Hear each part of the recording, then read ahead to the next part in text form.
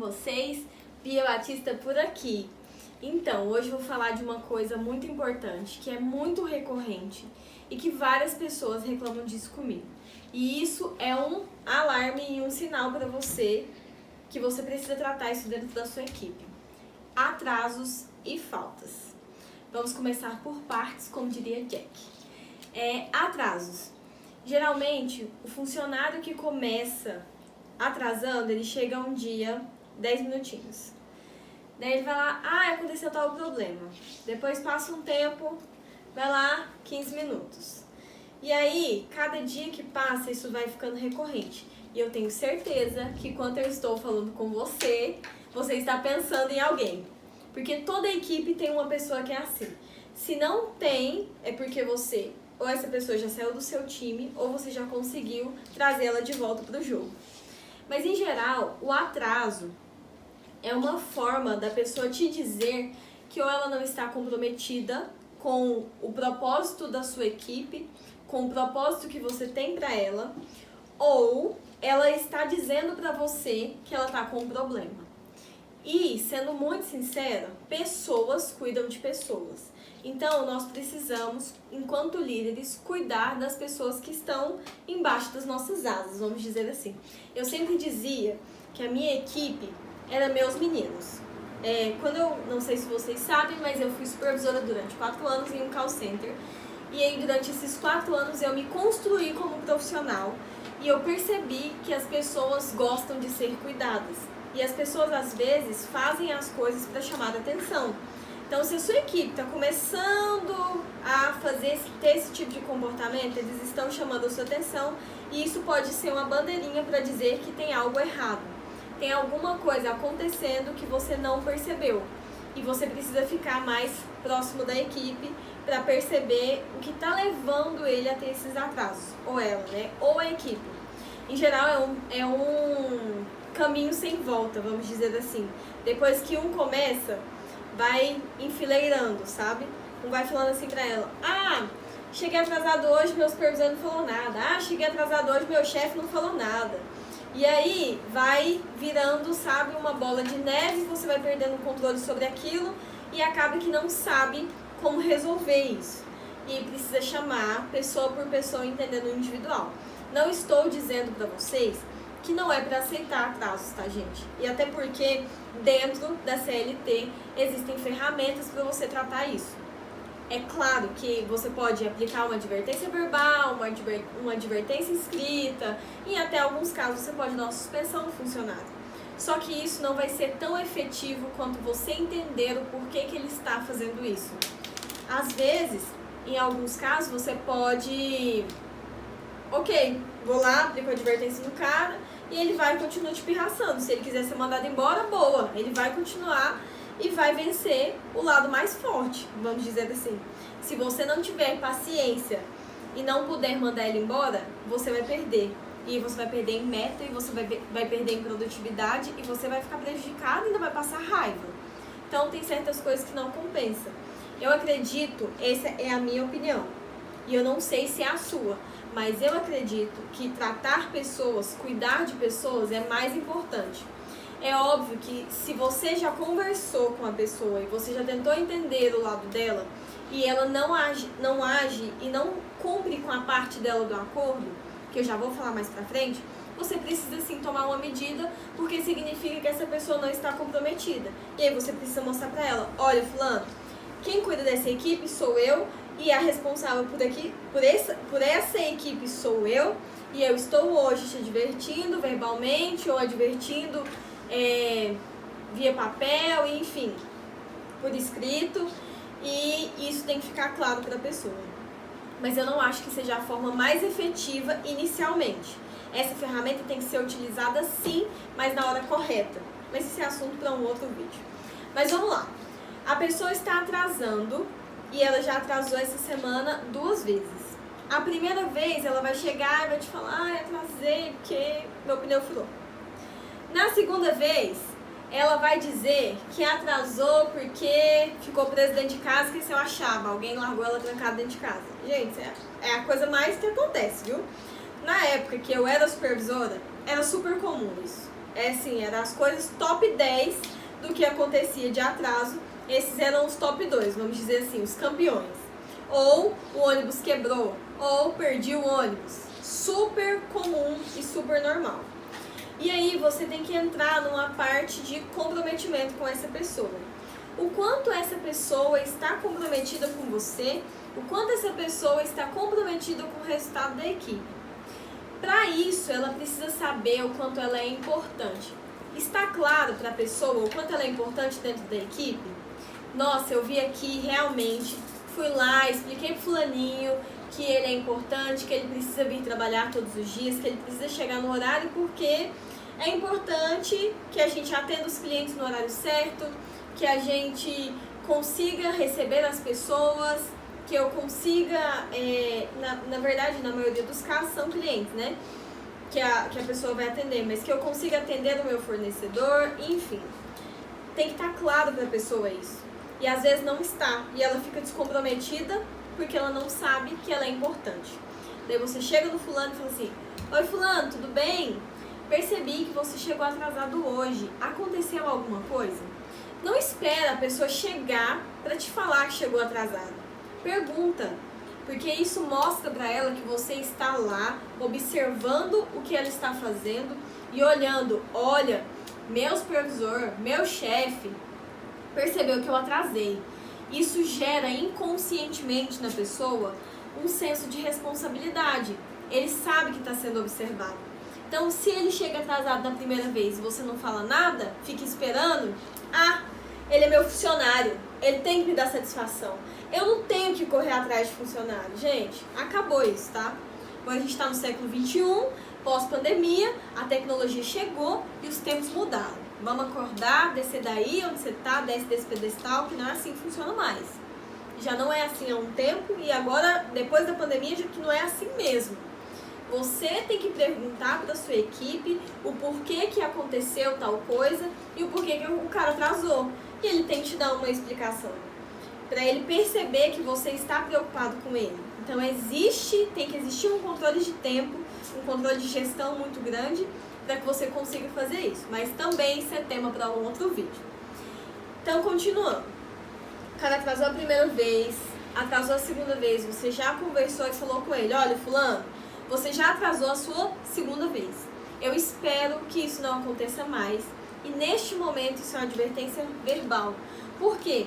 Eu entendo que o ônibus atrasa, que o ônibus quebra, que o pneu do carro fura, mas o que eu espero é que você chegue no seu horário, porque nós temos XYZ de funções para você executar e essas funções não podem ser bem executadas se você não estiver aqui.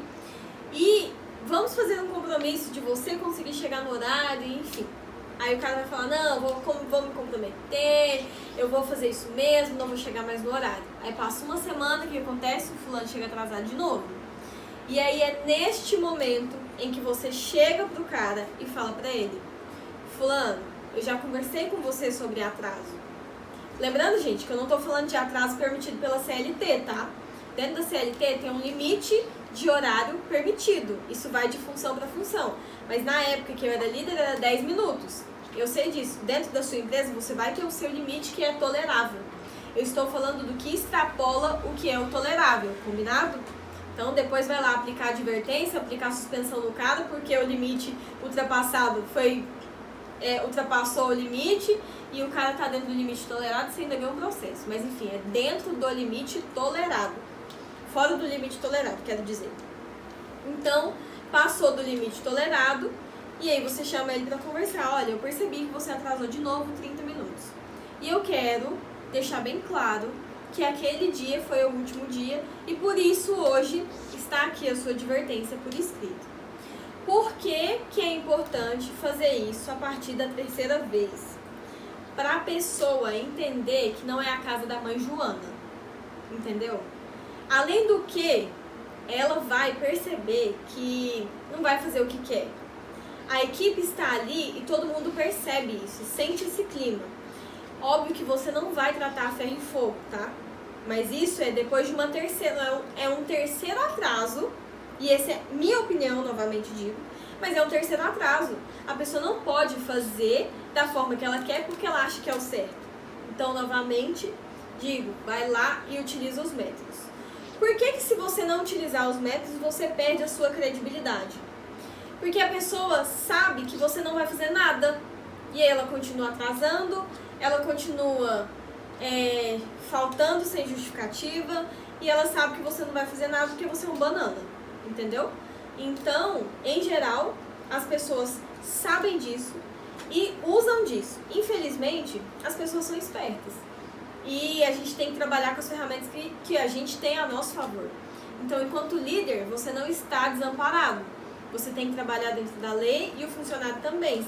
Se alguma das partes está descumprindo com o que foi acordado no início da assinatura do contrato, essa parte tem que pagar por isso. Se essa parte é o funcionário, ele tem que arcar com as consequências da escolha dele. Como eu já falei, antes de chegar nesse ponto, gente, tem que aplicar um feedback bem aplicado, tem que conversar, entender a natureza do atraso. Porque se o cara tá dando desculpinha esfarrapada, beleza. Mas se o cara tá atrasando porque a filha dele tá doente, ele não tem com quem deixar, e precisa chegar a esposa, muda o horário do cara. Não fica dificultando também, né? Ah, não, tá chegando atrasado porque não tem ninguém pra ficar com a filha, eu também não vou mudar o horário. Não, gente, vamos flexibilizar. O cara chegou atrasado, ou a mulher chegou atrasada, porque não tem ninguém pra ficar com o filho, muda o horário, deixa o horário chegar mais tarde pra poder fazer esse ajuste. Que isso fique claro a partir da segunda vez, porque se fazer isso depois que dá uma advertência dele, não vai resolver. Aí você vai perder o funcionário, ele vai ficar revoltado, você vai perder toda a sua credibilidade que você tentou construir. Então, arrume alternativas para que isso não aconteça, para que você consiga realmente reter essa pessoa e trazê-la para o seu lado. Lembrando que o intuito sempre do feedback é trazer o funcionário de volta para você. E isso é extremamente importante. Como eu disse no início do vídeo, o atraso, ele é contagiante. Então, quando você chama o primeiro para conversar no primeiro atraso dele, os outros já vão ficar mais atentos. Chamou da segunda vez, isso espalha na equipe igual pólvora. Então, saiba resolver isso e contornar isso dentro da sua própria equipe para você não ficar com a posição de chefe banana. O chefe que não faz nada, o chefe que não resolve nada e que tá tudo de boa. A vida do oba-oba na equipe, entendeu? É a festa do caqui. Eu tive uma chefe minha que ela falava assim, é a festa do caqui, né? Que todo mundo vai lá, se lambuza, faz o que quer, apronta o que quer e vira aquela lambança, depois o supervisor tem que ir lá e limpar a merda. Mas não façam isso dentro da equipe de vocês. Deixa o negócio organizado, mostra postura de liderança e mostra parceria. E aí, uma das partes descumprindo, né? Geralmente, neste caso, quem descumpre é o funcionário, faça o que tem que ser feito. Outra coisa, gente, muito importante, não se atrasem. Se você é o líder e você atrasa, qual é o modelo de exemplo que você vai dar para sua equipe? Aí o cara fala assim, nossa, o meu chefe tá atrasando, então por que eu tenho que chegar no horário se ele tá atrasando? Entenderam? Então isso é hipocrisia. Não sejam hipócritas. Façam as coisas da forma correta. Se a sua equipe está atrasando porque você está atrasando, para de atrasar. Começa por aí. Seja você o exemplo primeiro, depois você cobra deles. A partir do momento que você faz um risco no chão, você começa a cobrar da sua equipe. Lembra que depois que você perder a mão, é muito mais difícil de recuperar. Então, se você chega no horário bonitinho, que você é o exemplo da sua equipe, você pode sim cobrar. Mas se você não é exemplo da sua equipe, não vá aplicar advertência por conta disso. Porque, no caso, quem merece advertência é você, viu? Falando agora sobre faltas, atestados e afins. É muito importante falar sobre falta injustificada. A falta injustificada, como o próprio nome diz, não tem justificativa. A justificativa legal é o atestado médico. Se o seu funcionário faltou sem justificativa, você pode passar o pano para ele. Tem gente que adora, né? Passar o paninho pro funcionário. Isso pode ser bom, isso pode ser ruim. Isso pode ajudar o funcionário, mas isso pode fazer você perder sua credibilidade. Eu acredito que o atestado, ele não pode ser questionado. Tá? A pessoa que tem um atestado médico foi ao médico e o médico falou que ela não está capacitada para trabalhar. E nesses casos você pode chamar essa pessoa para conversar e perguntar se ela precisa de alguma coisa. E dizer, olha fulano, nesses dias que você esteve fora, nós sentimos muito a sua falta, porque você é muito importante na nossa equipe, e eu queria saber se você está bem para retornar ao trabalho, se você precisa de alguma coisa, que você precisar, eu estou aqui para te apoiar. E o mais importante de tudo, gente, não deixe o funcionário passar o dia inteiro sem trabalhar, sem você perguntar para ele se ele está ok ou não, se está tudo bem ou não. Se ele deveria trabalhar e ele não foi, não fica lá, ai, eu acho que ele tem que me avisar porque é obrigação dele avisar, já que ele é o funcionário. Isso não existe mais. Você é o líder, você tem que se preocupar com a sua equipe. E foi assim que eu saí de um resultado muito ruim para um resultado muito bom. Como eu já disse no início do vídeo, eu trabalhei como supervisora 4 anos. Nesses 3 anos, primeiros 3 anos, eu bati muita cabeça. Porque eu achava que os funcionários eram obrigados a fazer isso. Eu fui líder na época, eu assumi um cargo de supervisão e eu era mais nova da empresa com 19 anos. Então, eu tive muita dificuldade de aprendizado no início por ser muito nova. E muitas das coisas eu aprendi, assim, na base da pancada. E eu não desejo isso pra vocês. Então, eu tô dando alguns atalhos pra você resolver esse tipo de problema. Sempre que uma pessoa te levar um atestado, pergunte pra ela se ela precisa de algo e se ela já está melhor. E se a pessoa não foi trabalhar, deu ali 30 minutos, a pessoa não chegou, pega o telefone e liga. Oi fulano, tudo bem? Aqui é o seu chefe, sua chefe. Eu percebi que você não chegou para trabalhar. Tá tudo bem? Aconteceu alguma coisa? Não deixe que as pessoas percebam que você não viu que ela não estava lá. Porque isso mostra que o grau de importância dela é muito pequeno para você. E isso faz com que ela fale assim, eu não vim trabalhar, meu chefe não deu falta de mim, então simplesmente eu vou pegar mais dias de atestado. Às vezes pode ser uma dor de cabeça que é um dia e a pessoa pega 5. Ou pode não ser, tá, gente? Vocês podem discordar de mim, mas o que eu estou dizendo é que acontece isso com as pessoas. As pessoas ficam doentes e a gente tem que entender isso, porque todos nós já ficamos doentes em algum momento. Não questione atestados. Chame a pessoa para conversar e explique para ela a importância que ela tem dentro da equipe. Que ela fez falta, o quanto a equipe trabalhou sobrecarregado, mas não vai dizer assim, fulano, porque você não veio hoje, todo mundo trabalhou muito mais, viu? Não faz isso, tá? Fala assim, olha, como você não veio, a equipe sentiu sua falta, a gente sentiu que a carga de trabalho ficou um pouco maior, fica mais difícil para todo mundo e eu gostaria de saber se você está bem, se você precisa de alguma coisa. Esse tipo de conversa estreita o relacionamento com o seu funcionário. E aí você consegue ter um nível de liberdade, de proximidade maior. Não vou dizer liberdade, proximidade maior, porque liberdade, a linha da liberdade e da libertinagem é muito tênue.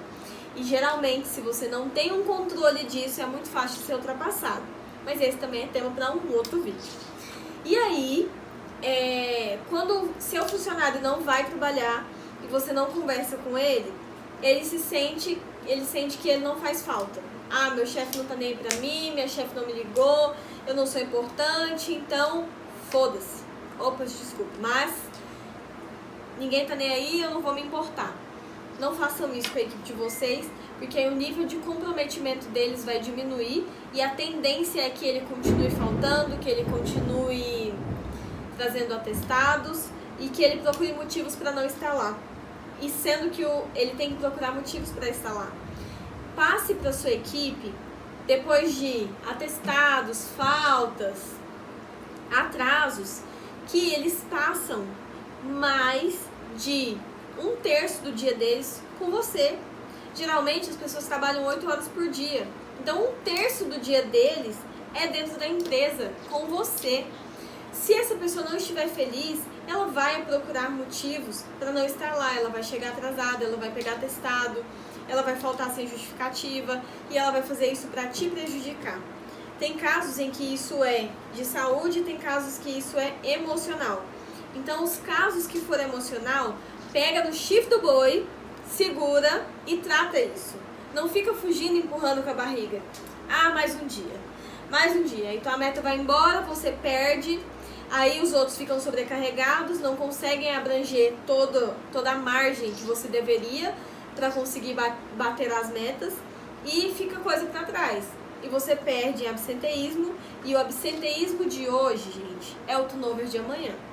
A ordem correta do pensamento, na verdade, é o atraso de hoje é o absenteísmo de amanhã.